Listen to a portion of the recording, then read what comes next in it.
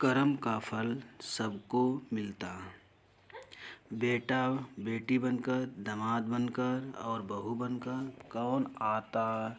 जिसका जिसका तुम्हारे साथ कर्मों का लेना देना होता है, लेकिन देना नहीं होगा तो नहीं आएगा।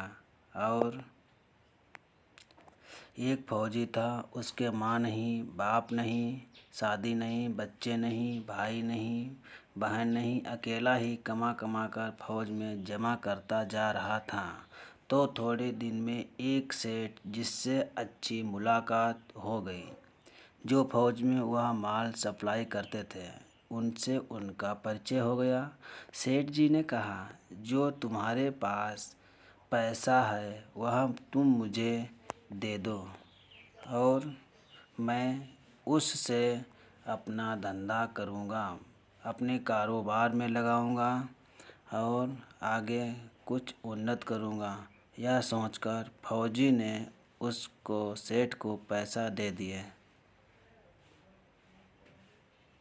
सेठ जी ने, जो तुम्हारे पास पैसा है वह तुम मुझे दे दो, कारोबार में लगा दूँ तो पैसा बढ़ जाएगा। तो फौजी ने सेठ जी को पैसा दे दिए। सेठ जी ने कारोबार में लगा दिया, कारोबार चमक गया, उसने खूब कमाई हुई। कुछ दिनों में लड़ाई और घोड़े सवार।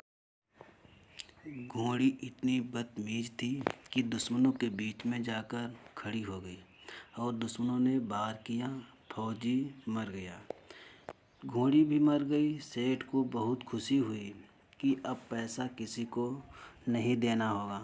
कुछ समय के बाद सेठ का लड़का हो गया, तो सेठ और भी बहुत खुश हुआ। लड़के को पढ़ाया लिखाया और सोचा कि अब इसकी शादी कर देनी चाहिए। लेकिन कुछ ही सेठ का लड़का बीमार हो गया और उसका इलाज बहुत कराया, डॉक्टर, वैद्य, हकीम सबको दिखाया, परंतु ठीक ना हो सका और वह मर गया। यह एक सेठ बहुत परेशान हुआ और अब उसके कुछ समझ में नहीं आ रहा था जब अपने पर संकट आया तो उसको पिछली बातें याद आई कि जो कुछ मैंने पहले किया, मैं दूसरे के प्रति हंसा और आज हम पे दुख है तो भाई सब पे दुख इतना ही होता है।